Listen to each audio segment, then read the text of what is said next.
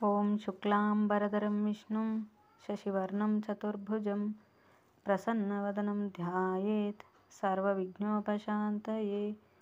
ఓం సరస్వతీ నమస్తుభ్యం వరదే కామరూపిణి విద్యారంభం కరిష్యామి సిద్ధిర్భవతు మే సదా.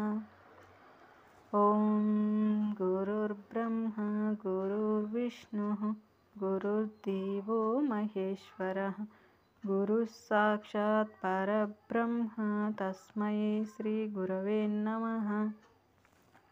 మనం యోగ వశిష్టం అనే గ్రంథంలో స్థితి ప్రకరణంలో 5వ భాగంలో అంశం తెలుసుకుంటాము. 10 అవిద్య ఆత్మజ్ఞానానుభవం. శ్రీరాముడు: అహో మహర్షి, మీ వాక్యములు అత్యంత శీతలములు, నిర్మలములు, ప్రకాశయుక్తములై మాపై అమృత వర్షం కురిపిస్తున్నాయి. ఎన్నో సుకృతముల ఫలితంగాను మీ ఈ ప్రవచనమును వినగలుగుట పొందుట అను వరం మీ నుండి పొందుచున్నాం. హే ప్రభు, మీ వాక్యములు మహాప్రభావములు కలిగి ఉంటున్నాయి. మహోత్కృష్టమగు సత్యంనే ప్రతిపాదిస్తున్నాయని మేము గ్రహిస్తున్నాం. అయితే మాయందు అనేక జన్మలుగా పేర్కొని ఉన్న అజ్ఞాన దోషం చేత కాబోలు గంభీరార్థం సంతరించుకొని ఉన్న మీ వాక్యములు వినుచుండగా క్షణకాలం జ్ఞానప్రకాశం బయలువెడుతోంది. ఇంతలోనే మరొక క్షణంలో ఎక్కడి నుండో అజ్ఞానం వచ్చి పడుతోంది. ఈ విధంగా జ్ఞాన అజ్ఞానముల మధ్య కొట్టుమిట్టాడుచున్నాం. ఆకాశంలో మేఘముల రాకపోకలచే ఎండ నీడలు ఏర్పడుచున్నట్లు మేము క్షణకాల జ్ఞానం మరల ఏదో అనిర్వచనీయ సమగ్రత్వం పొందుచున్నాం. ఓ దేవా, ఆ పరమాత్మ అనంతం, అప్రమేయం,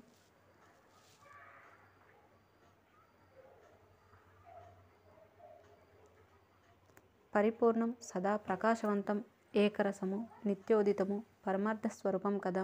అట్టి పరమాత్మయందు జన్మకర్మలతో కూడిన ఈ వికార కల్పనంతా ఎందుకు సంభవిస్తోంది? ఈ సృష్టి బ్రహ్మమునందు లేదు, ఇది అయోగ్యమై ఉన్నది. ఈ సృష్టి బ్రహ్మమే మొదలైన విరోధ వాక్యముల ఉద్దేశం ఏమిటి? ఈ విషయాల పట్ల ఆత్మ ఉన్ముఖమగుట ఏమిటి? ఈ మోహాదులు ఎక్కడి నుండి వచ్చి పడుచున్నాయి? శ్రీ వశిష్ఠ మహర్షి: ఓ రామ, నేను చెప్పు సత్యార్థం ఒక్కటే. దీనిలో అయోగ్యత గాని పూర్వ అపూర్వ విరోధం గాని లేవు. వేదములచే ప్రపంచమునకు చాటబడిన మహావాక్యములని అనగా అహం బ్రహ్మాస్మి, జీవో బ్రహ్మేతి నాపరహ మొదలైనవి ఇక్కడ అర్థయుక్తంగా మనం చెప్పుకుంటున్నాం, అంతే. అయితే నీవు బోధ యొక్క మధ్యలో తితిక్ష, ప్రసన్నత, ఉత్తమ అవగాహన ఈ మూడింటిని విడువవద్దు. ఈ మన సంభాషణ అనేక కోణముల నుండి పరిశీలిస్తూ ఉండగా నీ యందు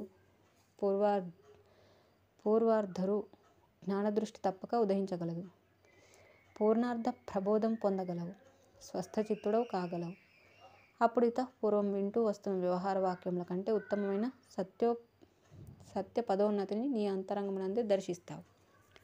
పూజ్యులు, ఆత్మద్రష్టులు, సద్గురువరేణ్యులు అగు మహనీయులు తాము గ్రహించిన వాక్ అతీత అనుభవమాత్ర సత్యమును సర్వజనులను ఉద్ధరించే నిమిత్తం వేదాంత సిద్ధాంతముల రూపంలో ప్రతిపాదిస్తున్నారు. అట్టి ప్రయత్నంలో కొంత శబ్దార్థయుక్తమగు వాక్య రచన అవసరం అవుతున్నది.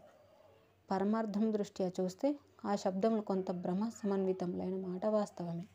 కానీ ముళ్ళును ముళ్ళుతోనే తొలగిస్తున్నట్లు మాయ యొక్క దుర్వ్యసనమును మాయతో కూడిన శబ్దార్థముల చేతనే తొలగించడం జరుగుతోంది.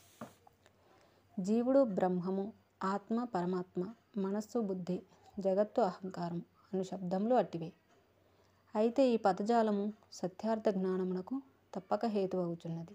కాబట్టి ఉపదేశ వస్తువగు ఆత్మజ్ఞానం బోధించటానికే ఇదంతా ఇట్లు రచించబడుచున్నది అని గ్రహించు. వాగ్జాలము, సద్గురువులు ఈ రెండింటి సమన్వయమును వివేకంతో గ్రహించాలి.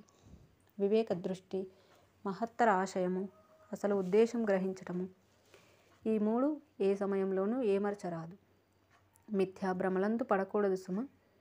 మన ఈ సంభాషణ శ్రద్ధగా వింటూ ఉండగా వాచక శబ్దార్థమును నీవే గ్రహిస్తావు. అజ్ఞానుల కొరకు బ్రహ్మమును ఉపదేశించటానికి లేక సత్య శాస్త్రార్థ బోధ నిమిత్తం జ్ఞానులచే వాక్ప్రపంచమంతా కల్పించబడినది. అయితే ఎవరైతే ఇప్పటికే పరమార్థ స్థితి అందు ఉంటారో అట్టి వారి అనుభవమే ఉపదేశ వస్తువు అగుచున్నది. కనుక ఇక ఆపై ఈ వాక్ప్రపంచంతో పనేమున్నది? ఆత్మ వాస్తవానికి పరమశూన్య శుద్ధమైనది. అందు విషయోన్ముఖత్వం కానీ, కర్మ కానీ, మోహాదులు కానీ, రాగద్వేషములు కానీ లేనేలేవు. అట్టి పరమార్థమగు ఆత్మయందే ఈ జగత్తు అంతా స్థితి కలిగి ఉన్నది. ఆత్మ యొక్క భావన ప్రభావమే ఈ సర్వం యొక్క ఉనికి స్థానం అయి ఉన్నది. ఇదే విషయం అనేక యుక్తులతో అనేక కోణముల నుండి ఈ గ్రంథం నిరూపించి వివరించి చెప్పుచున్నది. శ్రీరాముడు: స్వామి, మరి ఈ జీవులలో అనేక మంది యొక్క అనుభవం అందుకు వ్యతిరేక్తంగా ఉంటుంది. ఆత్మయే స్వరూపంగా గల నేను సర్వదా పరిశుద్ధుడను, విషయరహితుడను అను అనుభవం చాటున పడిపోతుంది. నేను అల్పుడను, దీనుడను, పరిమితుడను, బాధితుడను, స్వల్పుడను అను భావనయే అధికమైన ప్రచారం కలిగి ఉంటుంది. కారణం ఏమిటి? శ్రీ వశిష్ఠ మహర్షి: నిజమే, ఈ జీవుడు తగినంత సాధనను ఆశ్రయించకపోవుట చేతనే ఎన్ని రోజులు గడిచిపోతున్నప్పటికీ ఆత్మ యొక్క శుద్ధత్వం గాంచలేకపోతున్నాడు. మూల అజ్ఞాన రూపము అయినట్టి తమస్సు, అప్రయత్నశీలత్వము ఈ రెండు పరస్పరం సహకరించుకుంటూ మోహమును అనేక శాఖోపశాఖలుగా విస్తరింపజేస్తున్నాయి. వాక్ప్రపంచం లేకపోతే అట్టి మూల అజ్ఞానం గుర్తించబడజాలదు, తొలగించబడజాలదు.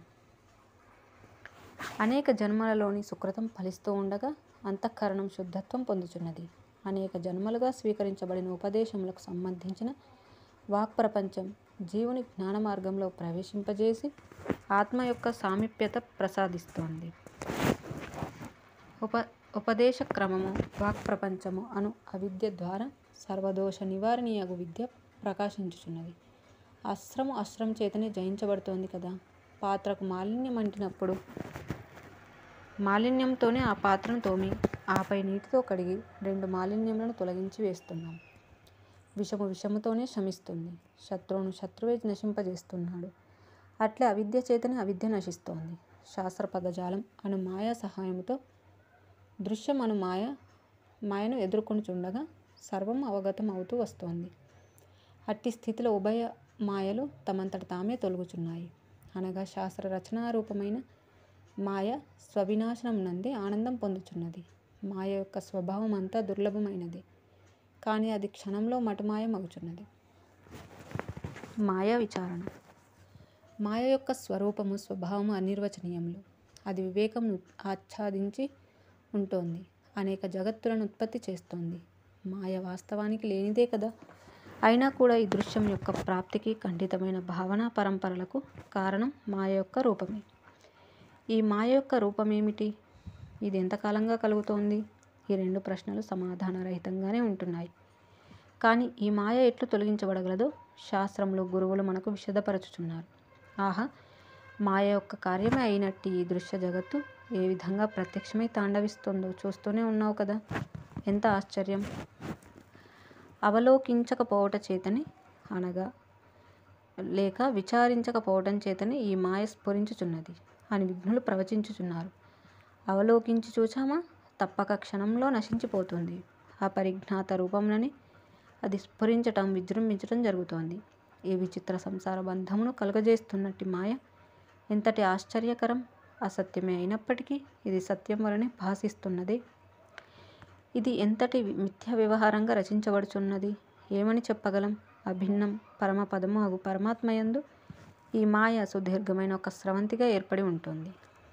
క్షరము విశాలము అయిన ఈ భేదమంతా నిరంతరం విస్తరింపజేస్తోంది. అందుచేత ఈ మాయ అక్షరాక్షర స్వరూపమగు పురుషుని కంటే అతీతుడైన పురుషోత్తముని ఆశ్రయించి ఉన్నది అని చెప్పబడుతోంది. ఓ ప్రియరామ, నీవు మాత్రం పరమార్థ స్థితి యందు ఈ మాయకు స్థానమే లేదు అను నిశ్చయముని సర్వదా కలిగి ఉండుము. నీవు జ్ఞానివి కావాలంటే నీ యొక్క అవగాహన భావనలను 1 సత్యనిష్ఠుల వాక్యములు, 2 వేదాంత పాఠాల సారము, 3 స్వకీయమైన తర్కము, 4 స్వానుభవం. ఈ 4 చేత ఉద్దీప్తం చేసుకుంటూ ఉండాలి. ఎప్పుడైతే జ్ఞేయమగు మాయను తెలుసుకుంటావో అప్పుడు నా ఈ వాక్యంలోని అంతర్లీనమయ్యున్న మహత్తర ఆశయమును చక్కగా దర్శించగలవు. ఇప్పటికి మాత్రం నీవు పూర్ణంగా ప్రబుద్ధుడు కావలసి ఉన్నది కదా. అందుచేత నా వాక్యములపై విశ్వాసముంచు. గురు శాస్త్ర వాక్యానుసారం విశ్వాసముతో అవిద్య లేదు అనుకొండంత బలం కలిగి ఉండు. అట్టి నిశ్చయంతో సునిశ్చితమైన బుద్ధి కలవాడవై పరిశీలనాత్మకము వివేచనాపూర్వకము అయిన దృష్టితో నా ఈ వాక్యాలు వింటూ వింటూ ఉండు. క్రమంగా అంతా నీకే విశదం కాగలదు. ఇప్పుడు మాకు ఈ దృశ్యం ప్రాప్తిస్తోంది, కానీ ఈయన లేదు అని సిద్ధాంతీకరించుచున్నారు. మరి విశ్వసించటం ఎట్లా అని భావించి ఈ మన ప్రస్తుతం విచారణ వినుట విరమించావా? ఇక నీవు నీ సందేహ ప్రపంచమునందే జన్మలు అనుభవములు అజ్ఞాన భూమికలు పొందుతూనే ఉంటావు. ఓ సర్వజనులారా, ఈ జీవుడు అనేక జన్మలుగా అవగాహన రాహిత్యంతో కూడిన బుద్ధితో ఈ దృశ్య వ్యవహారంలోకి మరల ప్రవేశిస్తున్నాడు. అట్టి అనేక సాంసారిక దుఃఖములను పొందుచున్నట్టు ఈ మాయబద్ధ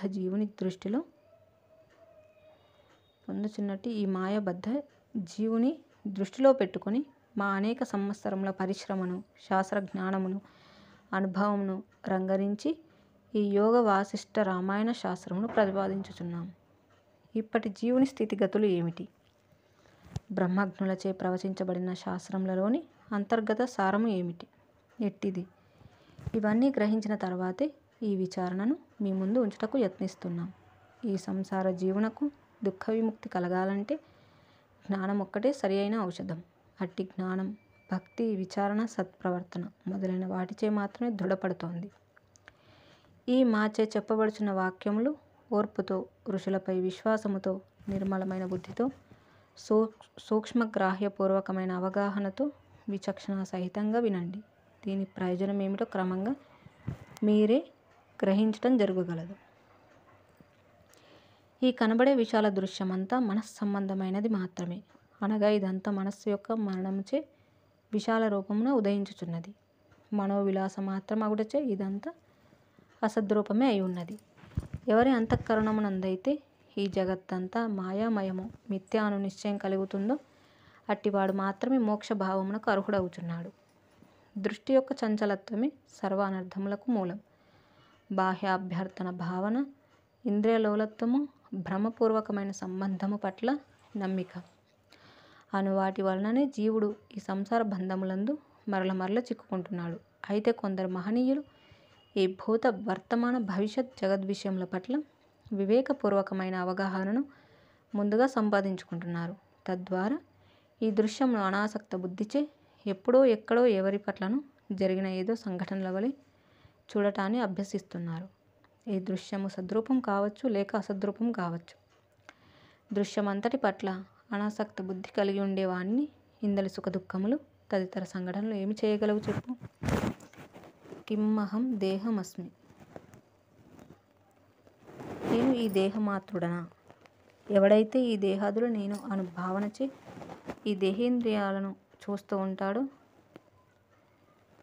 అతడు తన యొక్క శుద్ధ ఏక అఖండ భావనను గాంచలేకపోవచున్నాడు. అందుచేతనే అతడు అవిద్యావంతుడు అవుచున్నాడు. ఫలితంగా దుఃఖములన్నీ వచ్చిపడుచున్నాయి. పరమపదమగు ఆత్మయందు నేను జీవుడను, దేహిని, మనుజుడను, స్త్రీని, అధికారిని, రాజుని మొదలైన వికారములు ఉండగలవా? ఉండలేవు. ఒక స్ఫటికంలో ఎదురుగా ఉన్న దృశ్యం ప్రతిబింబిస్తుందనుకో. ఆ స్ఫటికంలో వృక్షములు, జంతువులు తదితర రూపములు ఉన్నాయి. అవి కదులుచున్నాయి, ప్రవర్తిస్తున్నాయి అని అనగలమా? లేదు కదా. కానీ అవన్నీ ప్రతిబింబ మాత్రంగా స్ఫటికంలో కనిపిస్తున్నాయి. చిద్రూపమునందు ఈ నామరూపముల వ్యవహారమంతా స్ఫటికంలో ప్రతిబింబించే దృశ్యం వంటిది మాత్రమే. ఓ రామ, వాస్తవమేమిటో చెప్పుచున్నాను విను. ఈ నామరూపములతో కూడిన దృశ్య జగత్తునందు నీవు లేవు, నీయందు అవి కూడా లేవు. ఏదైతే దోషభూయిష్టమైన దృశ్య రూపమును ఎదురుగా కనబడుతుందో అదంతా ఆత్మకు వేరైనది కాదు. శాస్త్రములు మాయ యొక్క సహాయం తీసుకొని మాయను తొలగించడానికి సహకరిస్తున్నాయి. అవి మాయకు సంబంధించిన కార్యక్రమములతో కూడుకొని ఉన్నప్పటికీ ఆత్మజ్ఞానం సముపార్జించుటలో తప్పక సహకరిస్తున్నాయి. అవిద్యా ప్రవాహంలో కొట్టుకుపోతున్న ఈ జీవుడు శాస్త్రములచే ప్రసాదించబడుచున్న ఆత్మజ్ఞానం లేకపోతే స్వాత్మానుభవం పొందజాలకున్నాడు. ఆత్మజ్ఞానానుభవం శాస్త్రార్థములు గ్రహించుటచే తప్పగా లభించగలదు. ఆత్మజ్ఞానం లేకపోతే సంసారము లేక అవిద్యను ఎవ్వరూ దాటలేరు. ఆత్మలాభమే అక్షయమైన పదం. శ్రీరాముడు. మహాత్మ, తదితర విషయములన్నింటికన్నా కూడా ఈ అవిద్య ఎక్కడి నుండి వచ్చి పడింది అనే ప్రశ్న నన్ను ఆశ్చర్యచకితునిగా, సమాధానరహితునిగా చేస్తుంది. శ్రీ వశిష్ఠ మహర్షి. ఈ అవిద్య ఎక్కడి నుండి వచ్చింది అనే ప్రశ్న పక్కకు పెట్టు. ఎందుకంటే మాయ అనిర్వచనీయం. ఈ రోగం సంభవించడానికి ఏ ఏ కారణములు ఉండి ఉండవచ్చు అను ప్రశ్నను సుదీర్ఘంగా తర్కించటం కన్నా ఇప్పుడు ఈ రోగం తొలగేదెట్లా అనున్నది ఉచితమైన ప్రశ్న అని విఘ్నుల ఉద్దేశం. అసత్యమైన ఒక భావనను మనం అసత్యమైన దానికి గుర్తించడమే అన్నిటికన్నా ముఖ్యం కదా. అవిద్య వలననే హృదయ మాలిన్యమంతా వచ్చి పడుతోంది. అది హృదయ స్థానమంతా ఆక్రమించి ఉంటుంది. అట్లు హృదయంలోనే తిష్ట వేసుకొని ఉన్న ఈ సాంసారిక దృష్టిని తొలగించుకొనుట ఎట్లో జనులు శ్రద్ధతో పరిశీలించెదరుగాక. ఇప్పటికీ అవిద్య ఎందుచేత ఉంటోంది అనే ప్రసంగం వదిలి ఇది తొలగేదెట్లా అను విషయం గురించే ప్రయత్నించవలసిందిగా శాస్త్రకారులు కూడా ప్రబోధిస్తున్నారు. తాడు యందు పాము యొక్క స్ఫురణ ఏర్పడట ఎంతకాలంగా, ఎందుచేత ఎట్లు ఏర్పడింది అనున్నది వీక్షించుచు కాలయాపన చేసే బదులు ఇది త్రాడు, నిష్కారణంగా ఇది పాము యొక్క భ్రమ కలిగిస్తోంది కనుక త్రాడును త్రాడుగా మాత్రమే గ్రహించుట ఎట్లు అన్నది సముచితమైన ప్రయత్నం. కాబట్టి రామ, ఈ అవిద్యను నేను ఎట్లా నశింపజేస్తాను అనే విషయం పరిశీలించి యోచించు, ప్రయత్నించు. అవిద్య నశించునప్పుడే యథార్థతత్వం అంతా నీకు బోధపడగలదు. అవిద్య నశించిందా, ఇక ఇది ఎక్కడి నుండి వచ్చింది, ఏ రూపంలో ఉన్నది, ఎట్లు వంటి ప్రవర్తన కలిగి ఉంటుంది అనే విషయాలు వాటంతట అవే విశదమవుతాయి. శాస్త్ర పరిశీలన, ఉత్తమ ఆచరణ ఇప్పటికీ ఈ రెండు అవసరం సుమ. ఇంద్రియాల పట్ల ఏర్పరచున్న వ్యామోహాన్ని ఆ రెండింటిలో నిరోధించు. దృశ్యం పట్ల ఏర్పరచున్న ఆకర్షణను అసంగం అను ఆయుధంతో ఎదుర్కో. అప్పుడు అంతా క్రమంగా నీకే తెలిసిపోతుంది.